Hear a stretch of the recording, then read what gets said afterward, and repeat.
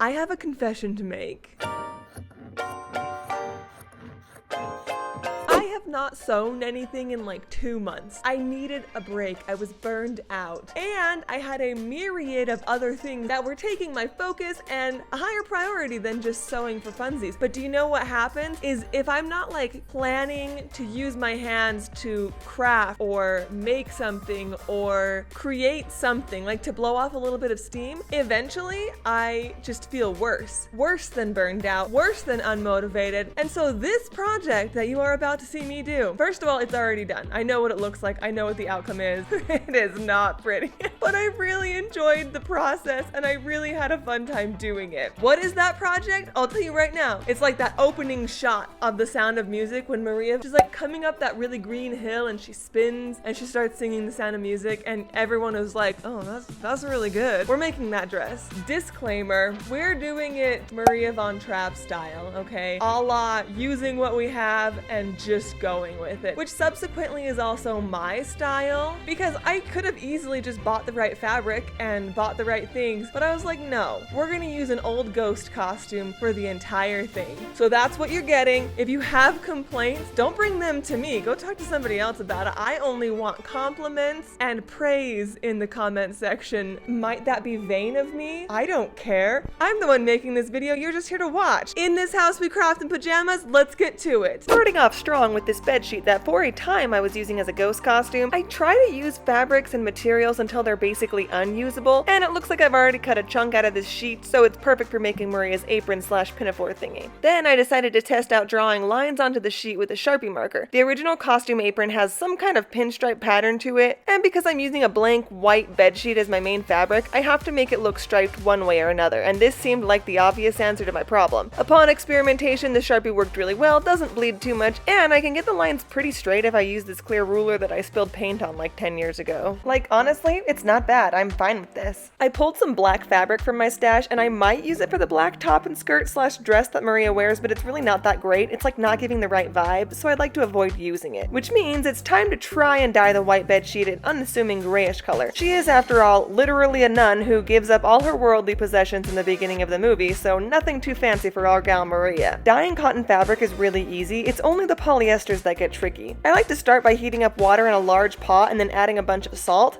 I never measure any of this, but I definitely should because I probably would get more consistent results. I guess I don't care that much. I like to do a little dye test on a small portion of the fabric before totally committing to dunking the whole thing in the pot. And in this case, the dye wasn't quite dark enough, so I added a bit more color. You want to pre-soak your dye fabric before dyeing it. I usually just run it under some hot water. This just helps the dye color the fabric more evenly, and when you're dyeing fabrics, you want to avoid harsh dye lines where the fabric didn't take the color very well. Unless that's what you were going for, then do whatever you want, I don't care. I really should have used my bigger pot because you kind of want your fabric to flow freely, and I have a pot that's 3 times this size. However, I was too lazy to go downstairs and get it, so I chose chaos and went with the small dye pot. Bit of a mistake, but in the end it all worked out, so was it really? After pouring the dye and the sheet into my sink, I rinse all the excess dye out of the fabric with cold water. The cold water helps set the color and cool the fabric. It's really hot when it comes out of the water, so wear gloves or something. Do as I say, not as I do, or whatever. You want to make sure you thoroughly rinse the fabric, and then I take a bit of Dawn dish soap and scrub the dyed fabric against itself to help it release that last bit of residual dye. You could stop here and just leave it to dry, but I usually toss the whole thing in my washing machine with a bit of detergent and an old towel. The towel kind of helps absorb any leftover dye from the fabric.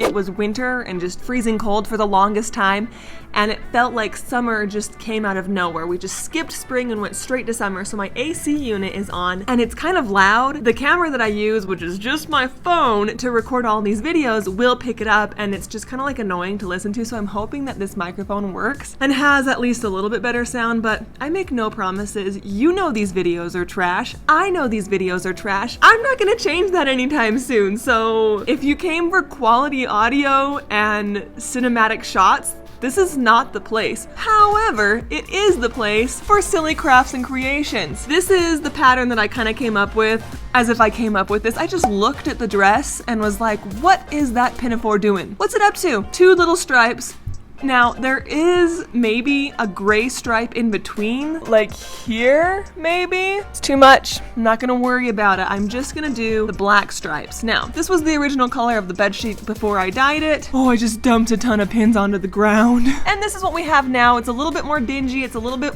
like worn in. There's a couple of dye stains in the fabric. I'm embracing all of that because in the movie, it clearly establishes Maria as an outdoorsy gal. She doesn't even care what she looks like or what she wears at the beginning of the film. It's all very functional. It's not until about halfway through when she realizes her feelings for the captain and then her fashion sense starts to really take off. But that doesn't happen for a long time. She starts out in her nurse's habit, gray, black, dark, dingy, nothing special, but it is iconic. That's what we're going for. Iconic stripe pinafore, and I guess I only have 2 Sharpies to make all of these stripes, so I'm hoping that's enough. If not, we're gonna have to go on a little hunt for Sharpies, but hopefully this will be enough. Let's get to it. Yeah. For anyone concerned about all the pins I dropped on the floor, here they are. Luckily, this happens often enough that I just went out and bought one of those magnet thingies, so I don't have to pick them up by hand anymore. It has like a telescopic feature so I can reach all the pins from where I'm sitting, and I don't run the risk of stepping on a pin. Highly recommend getting one of these for every sewing room. They're awesome. But anyways, back to the now gray ghost costume. I'm just making a little apron thingy, so I really don't feel like I need a formal pattern. It's just a few rectangles. And if you've been watching my videos, then you know all about how consistently overconfident I am in my wacky measuring jobs. I am proud to announce that this time, the rectangles did not get the better of me, and my measurements were just fine, thank you. Measure twice, and then cut again, because this is sewing, not woodworking. Although in woodworking, you also cut a lot of time, so just disregard that. We're gonna move on. Once again, I find myself cutting things out on the carpet. If you have a flat, elevated surface like, say, a table, it's definitely easier to cut on one of those. I always find myself cutting fabric on the floor because I can lay it out and just visualize where all the pieces go. It sucks and it makes me tired crawling around like a Neanderthal, but it does get the job done. Got the little top pinafore part that goes up onto the boobies. We've got the waistband, the apron itself, and then 2 pockets. I'm ironing out all the pieces now, but it would have been better to just iron the whole sheet of fabric before cutting everything out. I feel like you and I are both not strangers to doing things in backwards order, so I don't even feel bad about this one. I'll do it right next time. I will say this though. If you are not ironing your fabrics and seams, start now. It will definitely change your life, and that's not even an exaggeration. Moving on to making the stripes. Yes, this is a long and tedious process. You have to keep the lines as straight and even as possible, and so I'm starting with the smallest rectangles for practice. These are eventually going to be sewn to the apron and used as pockets. Now is a good time to talk about the original costume worn by Julie Andrews in the role of Maria. There is not a ton of information on the costumes from the movie, but it is likely that the dress was made out of black wool and the pinafore/apron thingy was made out of like a striped chambray cotton type material. Dorothy Jenkins was the costume designer for the film. She did a ton of research on period accurate Austrian clothing, like to the point that she was using lacings and buttons instead of zippers. No doubt she would cringe at watching me make this sad excuse of a recreation, but at the same time she might have had a laugh at the idea of me drawing stripes on a bedsheet to mimic the original fabric. My favorite costumes from the movie are like the more dirndl looking dresses because they're just really easy and playful. I'm definitely planning on making some type of a dirndl one day, and of course I love her beautiful wedding gown, which is widely regarded as one of the most iconic wedding dresses in film. And it looks like I have one of the pockets done, so it's time to move on to the next one. These little rectangles didn't take very long to draw the stripes on, but I still have a ton to go. I ended up going and buying a whole pack of Sharpies. These work so much better than the ones that I was using earlier. I think the Sharpies that I was using previously have been in my art kit for a good 4 or 5 years. They just didn't have a whole lot of juice yet, so if you're doing something like this, you're gonna want some new Sharpies. I've been practicing drawing the lines on the smaller pieces and saving this really big piece for last because this is how wide, oh my gosh, it barely fits. Okay, I'll move back. This is how wide the bottom part of the apron is. This is how wide my ruler is, so I have to do one chunk and then the other chunk. And so I wanted to make sure that I was practicing on the smaller pieces. If I needed to cut another square out or another rectangle, I'd rather cut out the small ones than the big ones. I really don't want to mess up on this, but at the same time, I do realize that this is kind of a trash cosplay. It's one of the greatest films / musicals of all time, and it is our queen, Julie Andrews, but I'm making it out of bed sheets and Sharpie markers. Let's not joke around. Let's not pretend it's something that it isn't. We all know it's not going to be the most amazing screen accurate thing in the entire world. Could I make a screen accurate version of this costume? Yeah. Would it be easy? Yeah. Do I currently have the materials available in my stash? No. This is what we've got. So this is what we're using. And it's funny because more so on Instagram than anywhere else. I post my updates and stuff on Instagram and people get so mad when I don't do it like the way that they want me to do it. But the thing is that most of the stuff I post over there is already done. Like, you're watching this now, but like in reality, this project has been probably done for a month, 2 weeks maybe. And it just kind of cracks me up because people will be like, you shouldn't have used Sharpie in a bed sheet. You should have just gotten the real material. And to that I say, okay, you gatekeepy troll person, leave me alone! Anyway, moral of the story is you can't please everyone, and I don't even care to. Okay, but for real, I'm finally feeling like I'm getting past that hurt feeling when people criticize my work, because it's almost always somebody who doesn't share the love of sewing, or it's someone who doesn't have an ounce of originality or creativity in their entire body. And the feeling of the weight of expectations like lifting off my shoulders was great. Like, honestly, who was I kidding? How was I gonna like keep posting my stuff if I was gonna keep knocking myself down whenever someone was like, oh, you did it wrong? Like,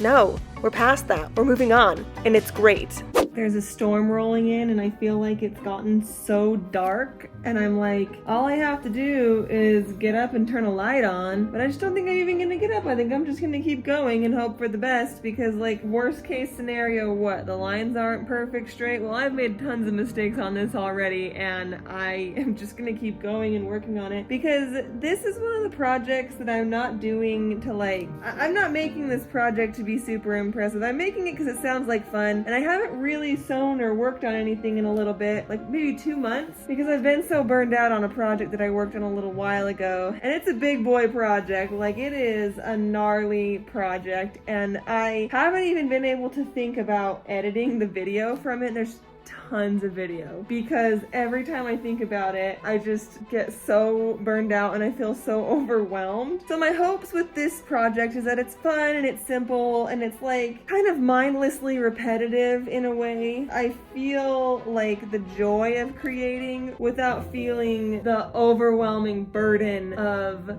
a deadline. And I'm the kind of person that really thrives on deadlines until I reach a certain point. And then once I reach that point, it's like, holy crap, I have to be done now.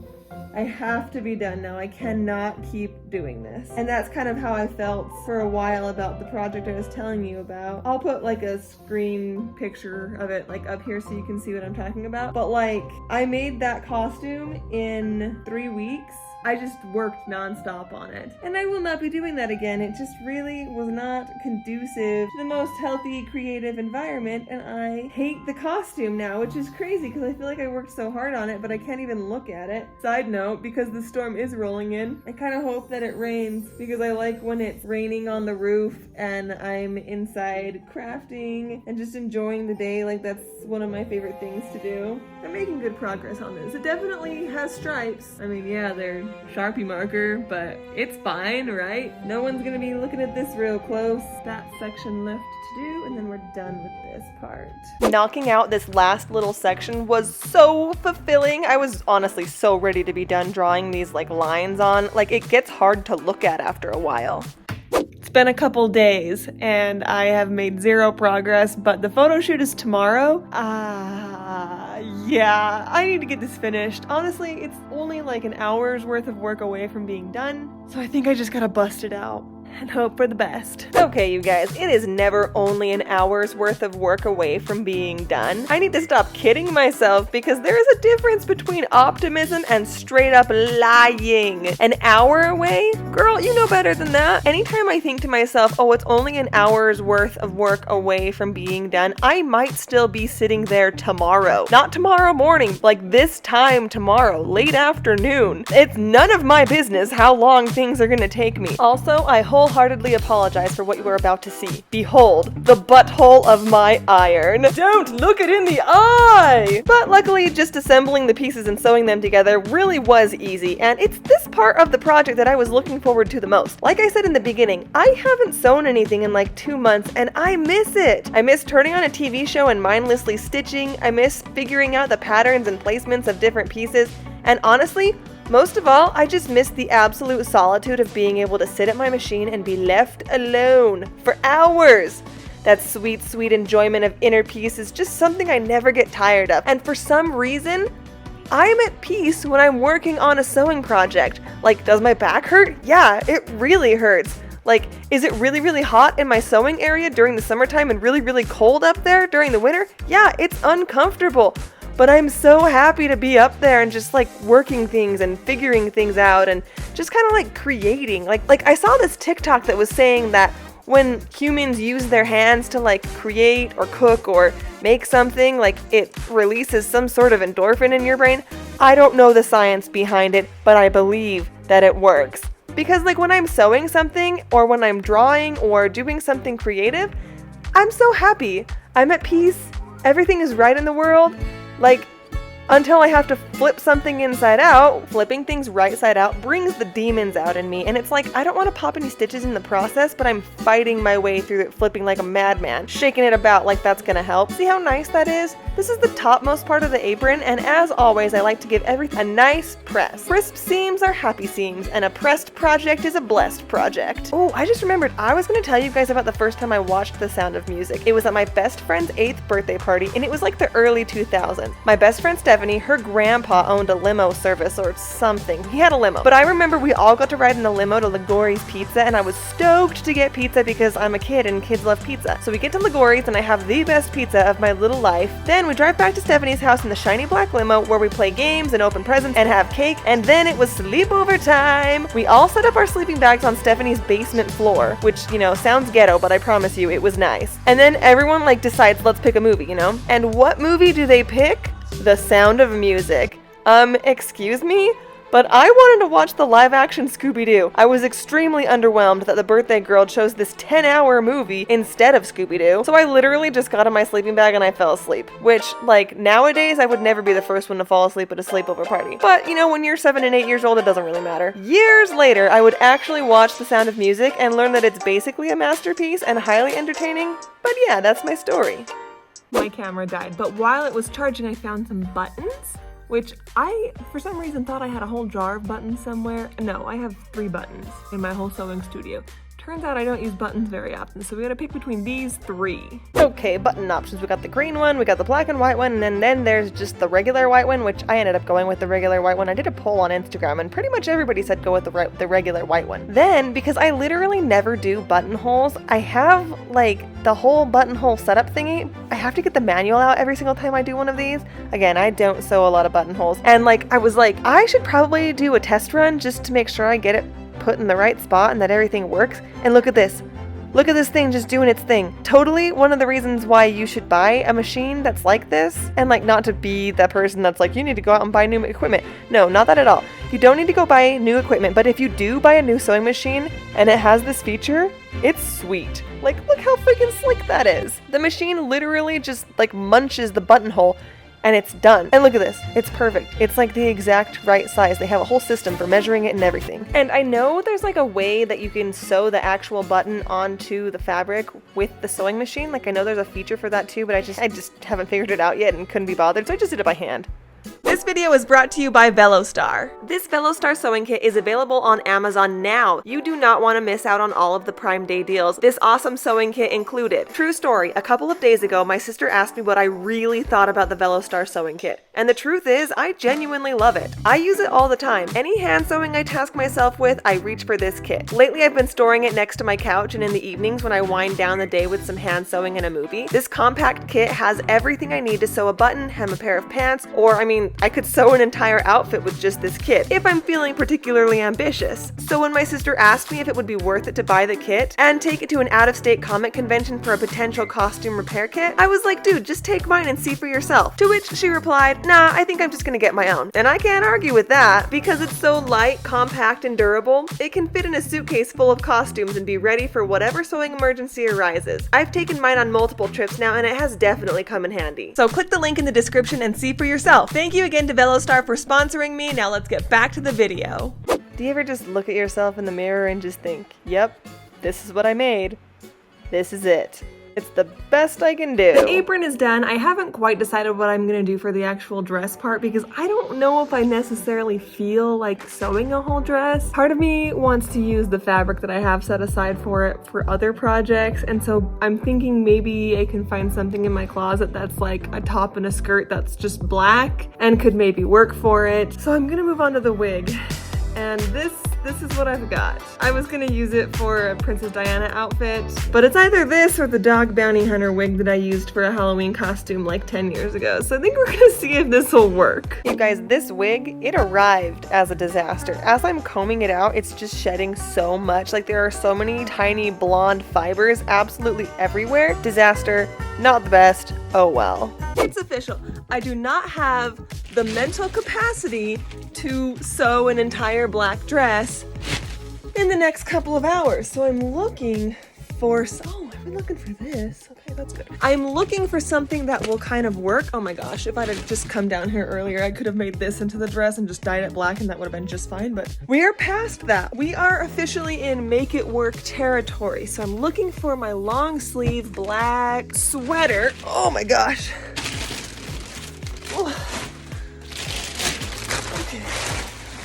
Just got a lot of stuff. Don't mind me. Don't mind me. It's like an oversized black sweater, and I'm pretty sure it's in this pile of sweaters somewhere, but I could be wrong. Oh, I've been looking for this one. I love this sweater. Okay, that one's going over here. I'm not seeing a lot of black.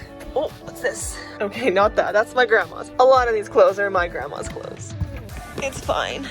It could be in this box though. White sweater, Coca-Cola sweater. I don't wear a lot of these clothes because I forget about them because they're down here. Nike sweatshirt. All right, that's cute. That's cute. Oh. That might work. Not ideal. Another sweatshirt. Gosh, you guys, I'm out of breath. This is terrible. Nothing in there either. Okay, it might be in the sweater box upstairs, hopefully. This is not the sweater we were looking for, but it will have to do. Also, it's covered in glitter. That sounds about right.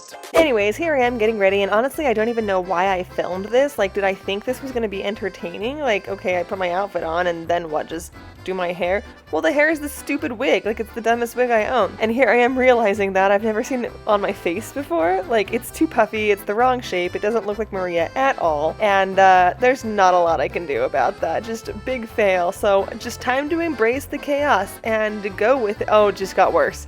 Now that I have my actual glasses on, it's so much worse. I guess I thought I could control it a little bit with some heat. I could not. It's just bad. Oh my gosh, you guys. And then when we actually got to the photo shoot location, it just started pouring rain. And we thought, oh, let's just wait it out. We'll give it 15 minutes or so. Like, I'll put my shoes on and we'll get ready to go. And then it started hailing. Like big, well, okay, not the biggest hail in the entire world, but like, look at that on the hood of the truck. Those little white those little white specks. Also, I thought that stick was a snake and it kind of scared me a little bit, but we got over it.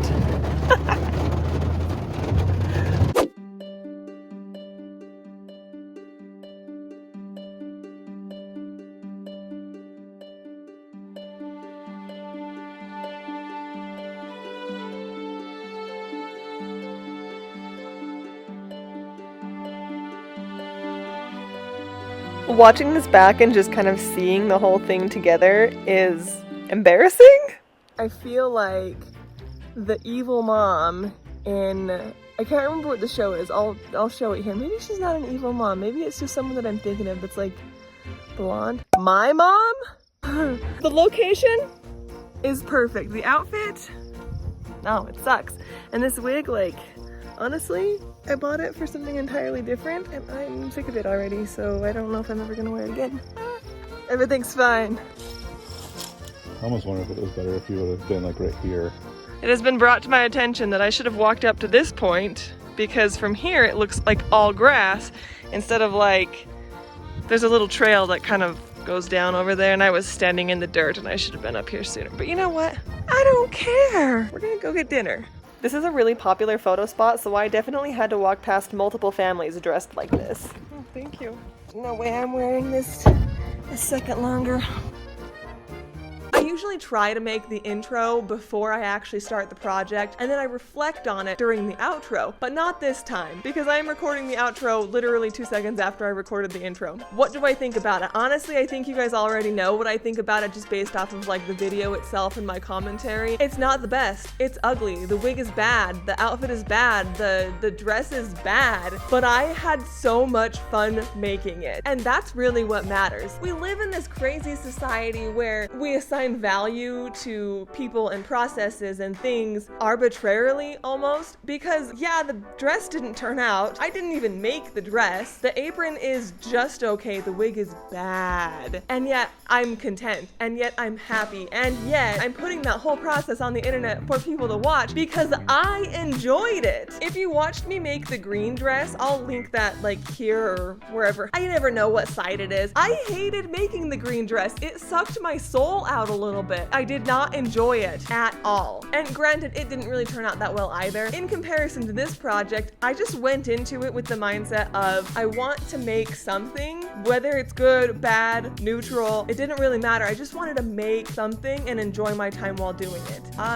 Mission accomplished, because that's exactly what happened. And I don't feel like I need to say anything more about it because this has already been a long enough video, and I'm sure you have better things to do, like watch all my other videos. If you're not subscribed, now is the time to do that. Hit the little bell icon so you get notified every time that I post. I'm also on Instagram and TikTok if you want to follow me there as well for more frequent daily content. Like this video, comment down below if there's something you want to see me make. I don't get very many suggestions on things that people want to see me make, and I'm totally open to suggestions because I have so many ideas that sometimes it's hard to sort them out, and sometimes if someone just suggests something, I'm like, yep, that's the one we're doing. As always, in this house, we craft in pajamas. Yep. Okay, walk towards me. Wait, should I spun this way? I don't know. I don't know. No, wait.